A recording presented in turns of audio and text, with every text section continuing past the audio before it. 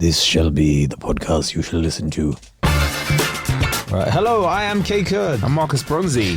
This is Ain't Got a Clue. This is the show where we find out the answer for one quiz question, and all we have to do, is remember exactly what the answer is. So what is today's question, Kay? So who was the first man, or, woman, to run a 4-minute mile? Well, there you go. Well, you've now made me think it's a man's name because of that little trick there, Kay. Well, I mean, in this society, we have to make sure that, we preface it with, because it's not necessarily men that always do it first, although history sort of. Well, when it comes to sports and stuff, obviously, I have no idea. I ain't got a clue, Kay, so you can tell me. Clue. Well, the answer is Roger Bannister. Roger Bannister. Have you heard this before? No, but it does sound like a porn name, though. Roger Bannister. I don't know why. I feel like it sounds like a sexy name. Hi, what's your name? My name's Bannister. Roger Bannister. But what is a Bannister? Oh, Bannister's more like down the stairs, isn't it? Yeah. I was, for a second I was going to try and do like a barrister related pun, and then I remembered, Bannister is just like, what a weird name, innit? Bannister. Your name is like... You used to be named after what you did. So maybe his family made Bannisters. Like, in Irish names, the O. Yeah. It's like O'Reilly. Yeah. It means descendant of Riley. There we go. So like, O'Connor. Of the Rileys, of the Connors, isn't it? He's O'Connor. He's a descendant of Connor. Yeah. And do you know what?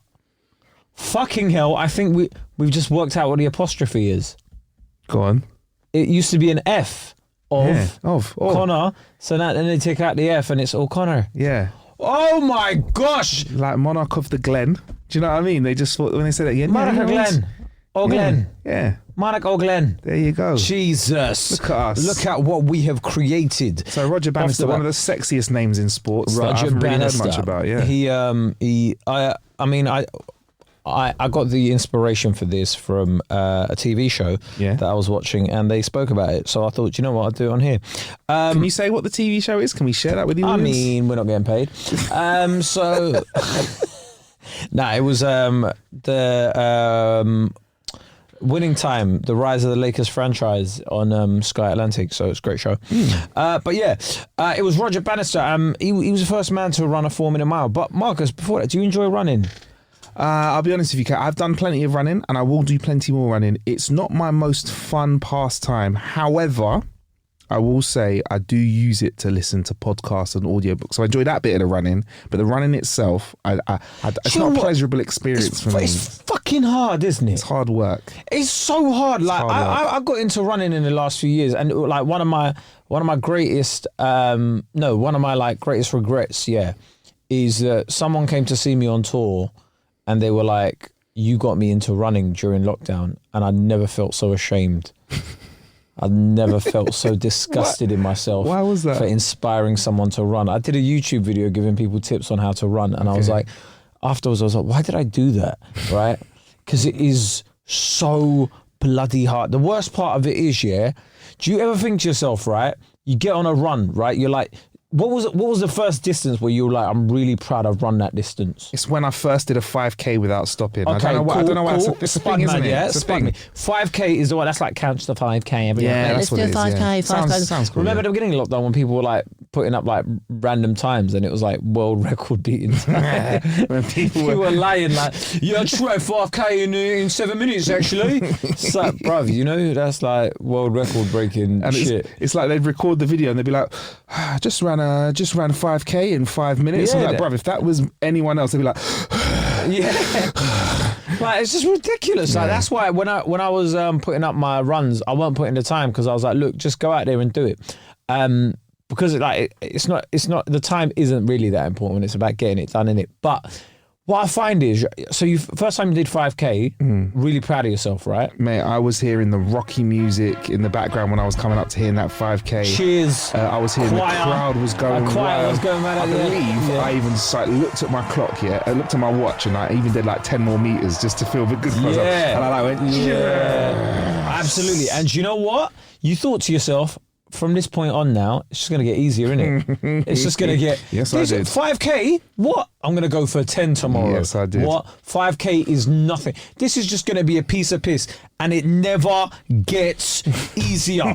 It gets harder and harder and harder. Because now, like, what was the time that you done it in the first time round? Oh, I can't remember, man. It wasn't Who nothing cares? exciting. But you think to yourself, let me try and beat it. And like, you feel good. You're doing a run and you look at it and you're like, I'm 2 minutes slower. What the fuck has happened? I noticed that, yeah, as I did more 5Ks, I definitely wasn't consistently hitting a time, and I was getting depressed about it. But I also realised one thing when I was running, I saw other runners out. You know, like when there's like a shared community, like it's like when you see cyclists, motorcyclists not at motorcyclists. Black guys not at black guys. You know how it is, what's going on, bro? Cool, yes. When you're on holiday, especially. You get me? The further away you are from black people, the closer you're like, what's going on, my brother? You cool, yeah? It's cool. But I did notice one thing, Kate. Everyone running, absolutely everyone that ran, I looked at their faces and I'm yet to see somebody smiling and enjoying a run. Like, whilst they're partaking in it, the looks of the grimaces. So, Mark, why do we do it to ourselves? Because you know what? Everybody always gets injured running and all of that sort of stuff. Like, it's just ridiculous, bruv. I think because running, it makes you feel good in the moment. You feel like you're doing something. When you're lifting weights, you're doing a few little weights and then you have a little rest. Doing some weights, having a little rest, but it doesn't look like you're doing as much. If you're doing HIIT training, it looks like you're doing stuff. If you're running, you're moving around, you're sweating instantly, your chest is on fire. It feels like you as a person are doing something here in the now to change your fitness, bruv. You know, it's absolutely wild, bruv. But you know what? Like, we've got to be proud of ourselves. These little achievements, right? So I've never run a 4-minute mile. I've done. I'm sorry, I was just thinking of the attempt. At what point would I just go, fuck it? Ain't no, But yeah, it's a great achievement, isn't it? Yeah. I mean, look, but I think what we've gleaned from this little conversation here is a lot of it is about your mind, right? PMA, okay. Positive mental attitude. 100%. It is in your mind. You can push yourself to go that little bit further, and that can be the difference between you breaking your own time or not. Like, if you keep your mind on track, that's when you can really achieve some things. But it takes a lot of mental power, though. It does. Yeah, 100%. And let's not make this one of those inspirational YouTube or TikTok videos, right? Like, let's not go, basically, guys, overcoming your body. Yes. I'm not going to go full David Goggins on you, like, like fucking, you better get out and run every day. There are different types, and there's different types of motivation. There's like the calm one, like, did you know that if you start your day by writing a list that's shorter than 5 things and just focus on completing those, you'll get more done in a week than you would if you didn't. It's the calm ones, and then there's like the super hype ones, isn't it? Yeah, it's just like every video that you see is literally a guy. First of all, it's black and white. Yeah, it has to be black and white. Somebody in front of a podcast mic. Yeah. And then they'll ask you like a random question like, do you know why I go to the corner store every day at like 4 a.m? And everyone's like, no, why'd you do that? That is the first time they unloaded newspapers. Yeah, that's it. And you're like, well, okay, well, what's this? Yeah. And then be like, I got to be the first person that knows what's going on in the world. And if I'm the first person that knows, I can prepare myself for what challenges may come on that day. I have a head start on everybody else. And if you have a head start mentally on everybody else, there is no limit to what your mind can achieve. Bang on, Kay. There we go. And then I think Kay's hit the guy who's kind of intellectual and takes a random piece of shit information and makes it. But then there's one other type, Kay. You know why I wipe my ass when I sit down? There you go. That's it. And it always just like, what the fuck? So do you know why I put vinegar under the fries before I put them on top? Yeah. It's like, what? And then they somehow bring it together. At the end of it, you go, I think that makes sense. But then there's the other type, Kay. There's the fucking super hype one. You know the one that's like, get up! Get up! Yeah, that's like, get up! You don't get through life by just sitting on your ass. You need to get up and do it. Walk with no legs. If you got no legs, you gotta walk and just do it anyway. You gotta grow them again. You gotta grow the legs. You got no head, grow one back. You're dead, come back to life. That's how I live my day. That's how I live my day. I'm like, bro, chill out, dude. Chill out, man. Yeah. I just want to fucking have breakfast. So anyway, but I think this story of Roger Bannister can teach us a lot. So let me set the scene, bruv. It's May 6th, 1954 in Oxford. Everything's black and white, right? Because obviously it's pre-colour. I'm going to interrupt you there, Kay, because I feel like, can we embellish this with a little bit of a British accent from 1954? Let me set the scene. It's May 6, 1954 in Oxford. Everything is black and white. This is pre-Michael Jordan, pre-Manchester United winning a European trophy. EastEnders and Coronation Street aren't even a thing yet. Everyone running... sorry. The 4-minute mile is trying to be attempted. At this point, everybody thinks running 4 minutes... Sorry. At this point, everybody thinks running under 4 minutes is impossible. Absolutely impossible. So anyway, we're in Oxford. A 25-year-old medical student. He's not an Olympic athlete, by the way. Not an Olympic athlete. The guy wasn't some superhuman, just a normal medical student. He wasn't looking to win medals, he just wanted to treat patients. Anyway, he was running for the Amateur Athletic Association against his former uni, which was, of course, Oxford University. And also, Oxford University. I feel like, Kay, there is a bit of a punch in the face for all athletes in the world at this time. Yep, when this is the equivalent of me in 2022 stepping into the ring, never having a boxing match and beating up Tyson Fury in a round. That's pretty much what that would be wild. That would absolutely be wild. Amateur to the sport has come and just taken the number one spot. Can I just say though, if that did happen, I would be on YouTube videos and stuff saying I always believed in him. I always thought Marcus had a chance. The thing is, I'm very close to Marcus, right?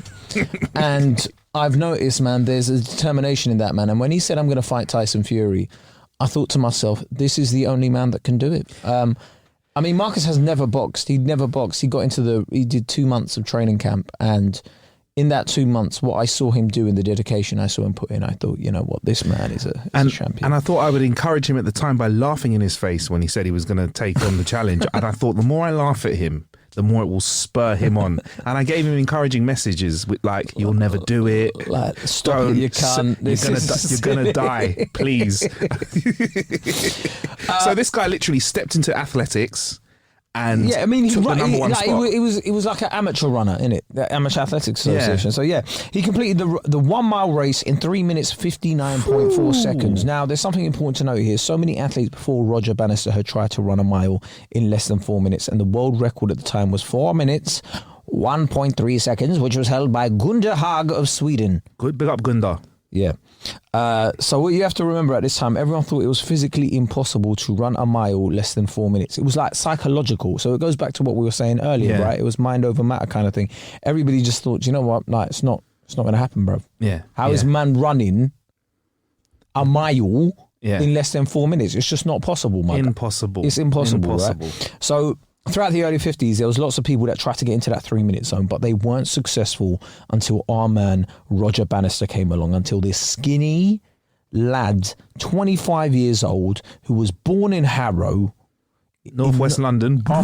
In 1929, who was born in Harrow. He was 25 at the time of breaking the record, right? Skinny dude that studied medicine, right? He was a runner while at Oxford Uni and St Mary's Hospital Medical School. And he won a British Championships in a mile run in 51 and 53, right? Yes. But something changed in 54, right? Okay. He was preparing himself for the first competitive race of 1954. And Bannister was making changes now. He was like, you know what?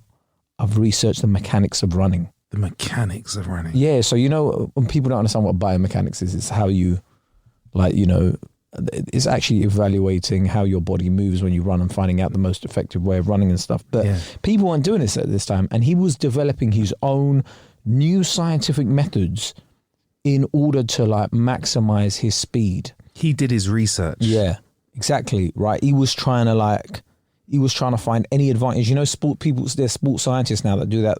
That's why a lot of sports are getting boring now, because it's just like, we've worked out if you you know, like, we've worked out that team get really tired in the 67th minute of every game. So if you run into this particular corner at 67 minutes, you will get goals. Anyways, yeah. But so he developed on it. So on the 6th of May, he arrived at Iffley Road Track in Oxford for the annual race between the Amateur Athletic Association and Oxford University.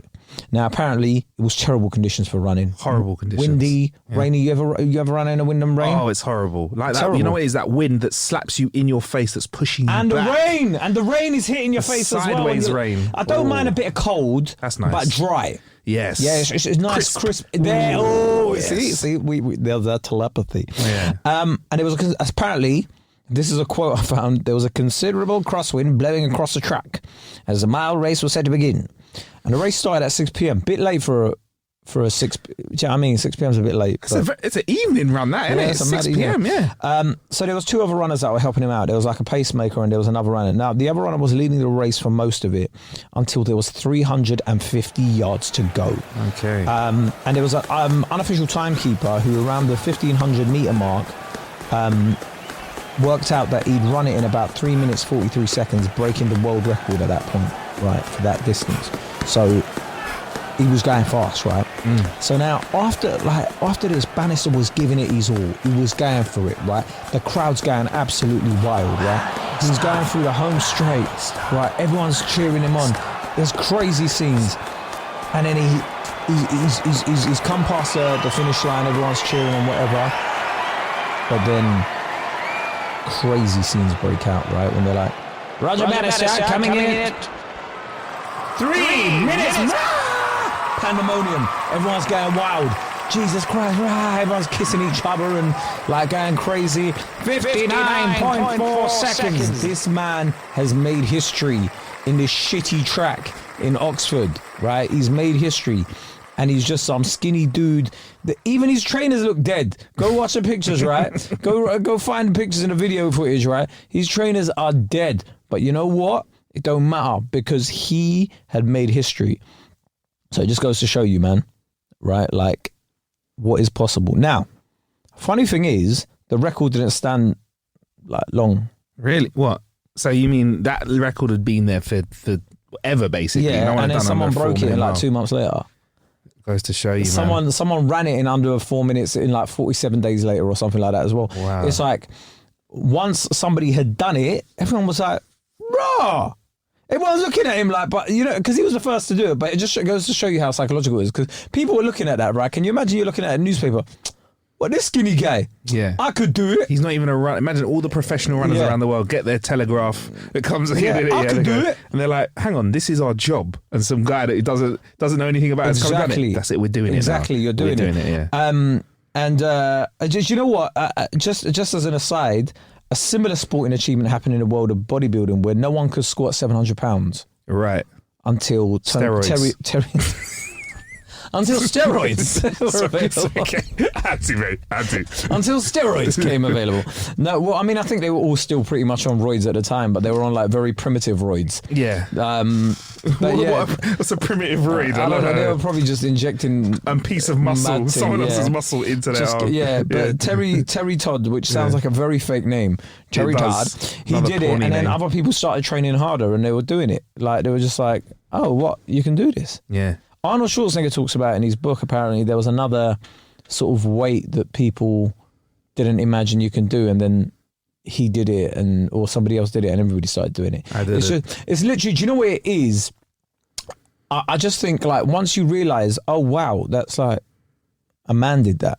You're like, I can do that, if you're in the same field anyway. Yeah. But anyway... or even if you're not, we found out, isn't it? Even if you're not, okay, yeah, exactly. Yeah, you could just be a mad medical student. But thing is, with Bannister, he went on to win British and Empire Championships in a mile run, because back then there was the Empire Championships were a thing. I think they turned into the Commonwealth Games. Yes, later I believe they did, yes. And then the European title in the 1500 metre event in 1954. And at the end of the year, end of 1954, remember at the start of the year, he's just broken a record and he's just run, he's just broke the 4 minute mile. Bannister retired from athletic competition. To do what, do you reckon, Marcus? What, to go travelling to, to I don't know, like a new career in sports science? No. He went to pursue his medical career full-time, and in 1955, he recounted his experiences in the book, The 4-Minute Mile. He later earned a medical degree from Oxford and then became a neurologist. And in 1975, he was knighted by the Queen, Queen Elizabeth II, and he died in March 2018 at the age of 88. What have we done with our lives, hey? What have we done? Imagine that by 25, you're just like, completed it. I've broken a 4-minute mile. Yeah. I'm just going to go med school now. I'm just going to finish med school. I'm going to be a doctor. I'm gonna take something seriously now. Yeah. That was my hobby. Yeah, but I'm going to take something seriously. Like, imagine your hobby. You were the best you are in record books. You made history with your hobby, and now you're like, I'm just going to go back to work. It's insane. It was like the post-fight interview, like, so Roger Bannister, you have completed the 4-minute Post-fight. What are your next prospects? What would you like to be next? I believe I should just complete my degree, and I'm hoping to get a placement in the neurology department at King's College. Fantastic. Could you imagine? That's absolutely fantastic. It is wild, but there you go, man. An episode with the moral behind it as well. So remember, man, a lot of it is psychological, man. Don't let your mind give up on you, boy. Yeah, and remember, like Kay said, go to the corner store in the morning and get that At paper 4 a.m. at 4 a.m. Get your Daily Star. Yeah, get to page 3 at 4 before anyone else, so you have your mind. Is page 3 even still a thing? No, thank God. Good. Right. Who was the first man to run a 4-minute mile, Marcus? Roger Bannister, Kay. Absolutely. So that is it for this episode of Ain't Got a Clue. Remember, guys, we have episodes on our Patreon. We've got an episode dropping every week, and you get these ones as well, early and ad-free. So make sure you sign up. There's lots of great stuff on there. Follow us on social media. I am KAEKURD. Marcus is MARCUSBRONZY. And he's on Twitch as well. Oh, yes, I am. He's a big Twitcher. I'm a big Twitcher. He's a big Twitcher. That's what helps him, with these activity goals. There we go. This podcast was created by Marcus Bronzy and Kay Kurd. It was produced by Marcus Bronzy and Matt Farding, and it was listened to you in your ear right now. In your ears right now. On the bus. On the bus, on the train. Oh, wait, are you on the toilet? That's Marcus's thing, bruv. Why are you If you are, make sure you fold the toilet paper. Yeah? You get twice as much out of it. Yeah. Or you could just take twice as many sheets, but, pull them. But we won't get into it because Kay said I'm not allowed to talk about that stuff. Bye!